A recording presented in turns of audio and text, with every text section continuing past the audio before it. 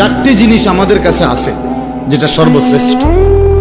এক, আল্লাহ আমাদের রব, তিনি সর্বশ্রেষ্ঠ।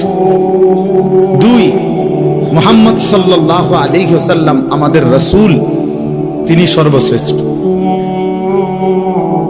তিন, কোরআন আমাদের কিতাব, এটা সর্বশ্রেষ্ঠ। চার, ইসলাম আমাদের ধর্ম, এটা সর্বশ্রেষ্ঠ। কয়টা হইল? আল্লাহ, রাসূল, কোরআন, ইসলাম। চারটি সর্বশ্রেষ্ঠ নিয়ামত যার কাছে আছে। এরপরও যে নষ্ট হয়ে গেল, বরবাদ হয়ে গেল, চরিত্রহীন হয়ে গেল, নাফরমান হয়ে রইল, তার চাইতে বড় বদনসিব, মন্দ কপাল, দুর্ভাগা, তার চাইতে বড় বঞ্চিত আর কেউ হইতে পারে, আর কেউ হইতে।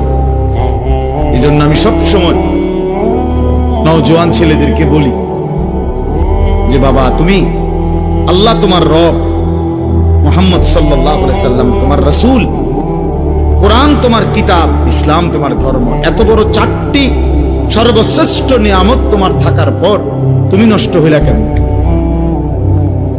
তুমি চরিত্রহীন হইলা কেমনে? কিসের অভাবে?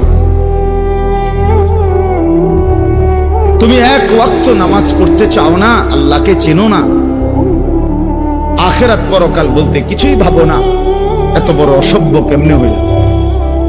আল্লাহ যার রব, সে বেনামাজি হয় কেমনে? মুহাম্মদ সাল্লাল্লাহু আলাইহি সাল্লাম যার রাসূল, সে বেনামাজি হয়?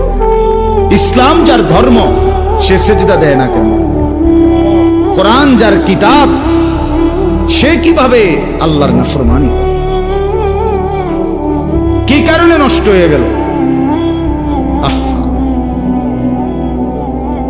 কি কারণে বরবাদ হল? ইহুদিদের কাছে আল্লাহ নাজিলকৃত কোন আসমানি কিতাব এখন নাই, যেটা আছে সেটা বানোয়াটি।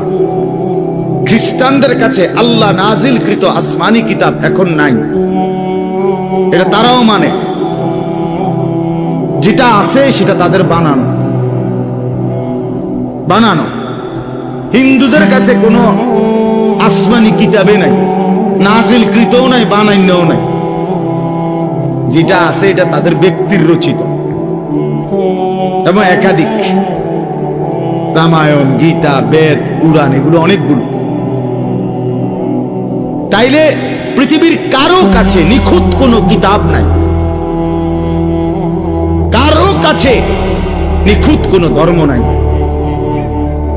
মুহাম্মদুর রাসূলুল্লাহ সাল্লাল্লাহু আলাইহি সাল্লামের মতো রাসূল, পূর্ণাঙ্গ নবী, সমস্ত গুণে পূর্ণ বৈশিষ্ট্য মণ্ডিত, সর্বশ্রেষ্ঠ, সব দিকে, সব বিবেচনায়, সর্ব অঙ্গে, সর্ববিবেচনায় যিনি সর্বশ্রেষ্ঠ, তিনি রাসূল মুহাম্মদ সাল্লাল্লাহু আলাইহি সাল্লাম।